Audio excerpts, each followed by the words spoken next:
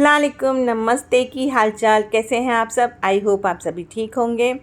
काफ़ी दिनों से सोची थी कोई और रेसिपीज़ भी आपके साथ शेयर करूँ, कुछ नई चीज़ें बनाऊँ, नई डिज़ाइन बनाऊँ या कुछ अलग आपके साथ शेयर करूँ। तो इंशाल्लाह जल्द ही मैं वो भी रेसिपीज़ आपके साथ लेकर आऊँगी। शेड्यूल कुछ बिज़ी होने की वजह से मैं कुछ नया नहीं शूट कर पा रही। ये सब पुरानी मेरी रिकॉर्ड्स की भी चीज़ें हैं। ये एक बटर स्कॉच केक है, चॉकलेट फ्लेवर्स बहुत कंटिन्यूस बैक टू बैक आ रहे थे, तो मैंने सोचा चॉकलेट रबड़ी रसमलाई सब कुछ हो गया है, अब कुछ अलग शेयर करती हूँ। तो ये सेमी टॉल में मैं एक बटर स्कॉच केक का मुझे ऑर्डर आया था। बहुत कम लोग आज के टाइम पे बटर स्कॉच ऐड करते हैं। एक्चुअली इतना रेवोल्यूशन आ गया है ना केक की चीज़ों में कि नए नए फ्लेवर्स आ रहे हैं मार्केट में, नई नई डिज़ाइंस आ रही हैं। तो ये मेरा बटर स्कॉच का फ्लेवर था। बटर स्कॉच का जो स्प्रेड है, ये स्प्रेड मैं घर में तैयार करती हूँ। हालांकि प्रॉब्लम ये हुई कि रिकॉर्ड करते हुए कैमरा ही ऑफ हो गया, मुझे पता नहीं चला, तो मैं बटर स्कॉच स्प्रेड की रेसिपी शूट नहीं कर पाई।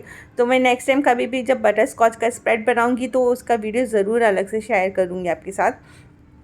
फिर वक्त मैंने ये बटर स्कॉच का केक कैसे असेंबल किया वो दिखाऊंगी। बटर स्कॉच का केक बहुत ही इजी सिंपल है, स्प्रेड है और उसके अंदर बटर स्कॉच के नट्स लगते हैं, बाकी कुछ खास उसमें जाता नहीं है। क्रीम एंड स्पॉन्ज तो नॉर्मल ही होती है। ये एक वैनिला स्पॉन्ज है जिसमें मैंने बटर स्कॉच का एसेंस हल्का सा फ्लेवर देने के लिए मैच किया है। जब हम जो स्प्रेड होता है जब घर में रेडी करते हैं ना, तो उसमें हम अलग से एसेंस डालते हैं, लेकिन जब आप मार्केट से रेडीमेड वाला स्प्रेड यूज़ करते हैं ना, तो उसमें एसेंस मत यूज़ कीजिएगा, क्योंकि स्प्रेड में ऑलरेडी एसेंस ऐड किया हुआ होता है, तो बहुत ज़्यादा एसेंस होने की वजह से भी अच्छा नहीं लगता है। तो घर के ही स्प्रेड में मैं एसेंस यूज़ करती हूँ। अगर रेडीमेड इनकेस यूज़ करना है तो मैं एसेंस नहीं यूज़ करती हूँ। ये स्प्रेड जो आपको दिख रहा है, ये कैरेमल जैसा दिख रहा होगा। कैरेमल और बटर स्कॉच के स्प्रेड में बहुत फ़र्क होता है, टेस्ट में भी फ़र्क होता है। तो दोनों चीज़ें अलग अलग है, दोनों को मिलाइएगा नहीं। स्प्रेड हमारा बटर स्कॉच का अलग होता है, कैरेमल का भी अलग होता है। वो मैं जब दोनों का भी साथ में मैंने बनाया शूट करूँगी तो इंशाल्लाह आपको बताऊँगी दोनों में क्या डिफरेंस होता है, पर दोनों ही खाने में बड़े ही यम्मी और टेस्टी होते हैं। ये नट्स रेडीमेड मार्केट में आते हैं, सस्ते मिलते हैं, 50 रुपीज़ या 80 रुपीज़ के 100 ग्राम्स आते हैं और क्रंची और बहुत ज़्यादा स्वीट होते हैं, अच्छे लगते हैं खाने में।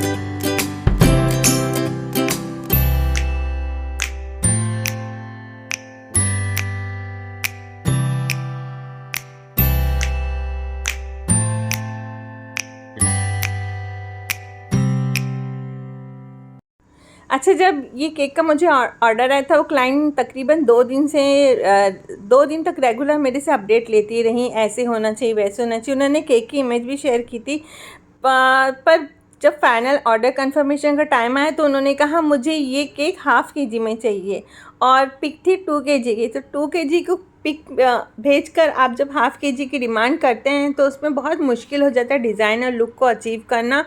2 केजीज़ का लुक अलग होता है और इतने छोटे केक का लुक वैसा उतना ही उतरेगा चाहे हम कितनी भी अच्छी तरीके से बनाएं।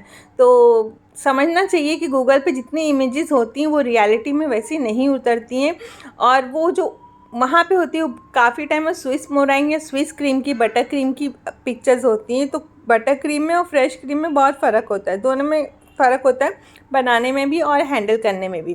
खैर मैंने उन्हें समझाया, फिर भी उनकी डिमांड थी कि कम से कम आप कुछ उससे मिलता जुलता ही बनाइएगा। तो जितनी भी ऊपर की डेकोरेशन आइटम्स थे वो तो सब मैंने वही लगाया, पर हाइट का फ़र्क फिर भी पड़ गया। अगर यही डिज़ाइन मैं किसी टॉल केक पे लगाती थी, 1 केजी के केक पे लगाती तो वो काफ़ी अलग और अच्छा लुक देता। तो ये मैंने एक इंग्लिश कलर पेस्टल कलर में बना रही थी मैं से, अब उसे अचीव करना भी एक बहुत मुश्किल टास्क है। तो मैंने लाइट शॉकिंग ऑरेंज कलर से ही हल्का सा कलर देके इसको कंप्लीट किया है। कलर चूज़ करना बहुत ही डिफ़िकल्ट काम है क्योंकि सही कलर वैसा उतरना थोड़ा सा मुश्किल हो जाता है। अलग अलग ब्रांड के कलर अलग अलग लुक देते हैं। तो फाइनली ठीक है, चलो मेरा ये काम भी कंप्लीट हो गया। क्लाइंट का भी कॉल पे कॉल आ रहा था कि कब रेडी होगा, मुझे पिक चाहिए, उनको पिक चाहिए था डिलीवरी से पहले। तो ठीक है, मैं जल्दी जल्दी इस पे काम करना मैंने स्टार्ट कर दिया। ये सारे जो मैं लगा रही हूँ ना, ये फॉक्स बॉल है जो थर्माकोल के ऊपर पेंट किए हुए रहते हैं। ये कम्प्लीटली नॉन एडिबल बॉल है, इसका लुक बहुत अच्छा आता है पर इसे आप खा नहीं सकते हैं। तो इस केक में जो भी पूरा गेटअप था वो फॉक्स बॉल का और आर्टिफिशियल फ्लावरिंग का था, जो दिख बहुत अच्छे रहते। बहुत इसकी कॉस्टिंग भी महंगी पड़ गई थी, पर ये सारी की सारी चीज़ें सिर्फ डेकोरेशन की, खाने की बिल्कुल नहीं होती। तो फाइनल बनने के बाद वो लगा तो बड़ा खूबसूरत अच्छा दिख रहा था, माशाल्लाह बहुत अच्छा बना, मुझे भी बहुत पसंद आया।